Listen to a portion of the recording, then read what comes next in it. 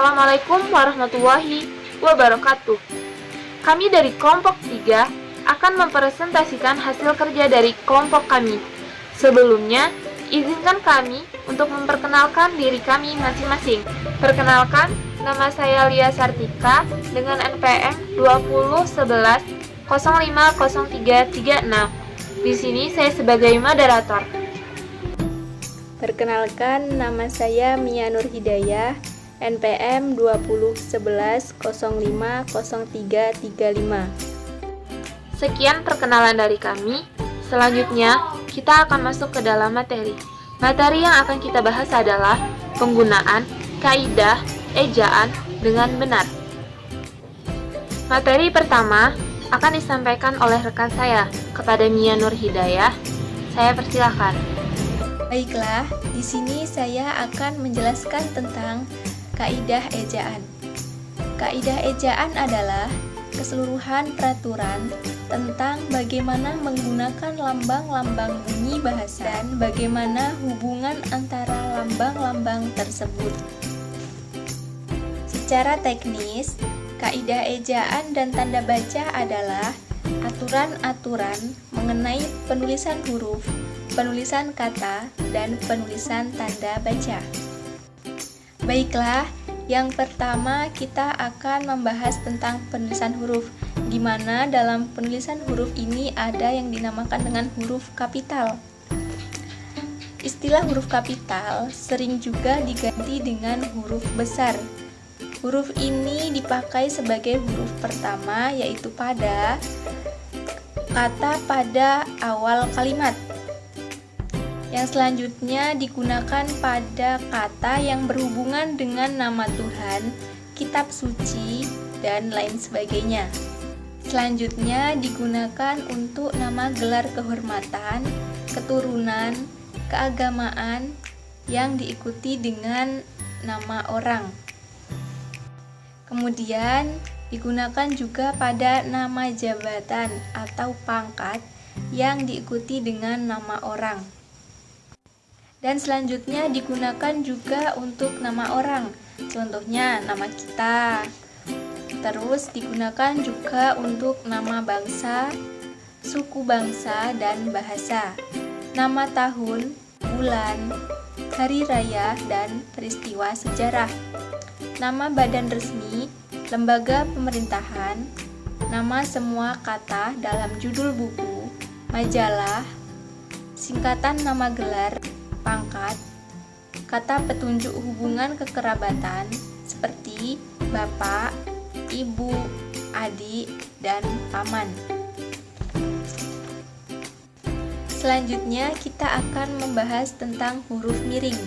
Huruf miring adalah huruf yang posisinya dimiringkan dalam cetakan, dipakai untuk A. menentukan nama buku, majalah, dan surat kabar yang dikutip dalam karangan, contohnya kata kompas. B. menegaskan atau mengkhususkan huruf, bagian kata atau kelompok kata, contoh kata diwajibkan. C. menuliskan kata atau ungkapan asing, kata nama ilmiah kecuali yang telah disesuaikan ejaannya, contohnya kata Facebook. Selanjutnya kita akan membahas tentang penulisan kata, di mana dalam penulisan kata ini ada yang namanya kata turunan. Jika bentuk dasar berupa gabungan kata dan sekaligus mendapat awalan dan akhiran, kata-kata itu ditulis serangkai. Contohnya, tidak adil itu ditambah awalan ke dan akhiran an, maka menjadi ketidakadilan. Partikel per yang berarti mulai, tiap, demi ditulis terpisah. Contohnya, mereka masuk 1/1. Baiklah, itu tadi penjelasan dari saya. Materi selanjutnya akan dijelaskan oleh teman saya yang bernama Lia Sartika. Baik, terima kasih kepada pemateri 1. Materi selanjutnya akan saya sampaikan. Gabungan kata, di mana gabungan kata terbagi menjadi 5 bagian. Pertama, unsur gabungan kata yang lazim disebut kata majemuk, termasuk istilah khusus dan ditulis terpisah. Contohnya, duta besar. Kedua, gabungan kata yang dapat menimbulkan salah pengertian dapat diberi tanda hubung untuk menegaskan pertaliannya. Contohnya, buku, sejarah, lama. Ketiga, gabungan kata yang penulisannya terpisah dan tetap ditulis terpisah jika mendapat awalan dan akhiran. Misalnya, bertepuk tangan. Keempat, gabungan kata yang mendapat awalan dan akhiran sekaligus ditulis serangkai. Contohnya, menggaris bawahi. Dan yang kelima adalah gabungan kata yang sudah padu dan ditulis serangkai. Contohnya, ada kalanya, barangkali. Kemudian, materi selanjutnya adalah partikel. Terdapat 5 partikel dalam bahasa Indonesia, yaitu lah, kah, tah, per, dan pun. Pertama, partikel lah, kah, dan tah ditulis serangkai dengan kata yang mendahuluinya. Misalnya, apakah kucing ini milik Anda? Kedua, partikel per yang berarti tiap-tiap, demi, dan mulai ditulis terpisah dari kalimat yang mendahului dan mengikutinya. Misalnya, harga kain itu adalah Rp10.000 per meter.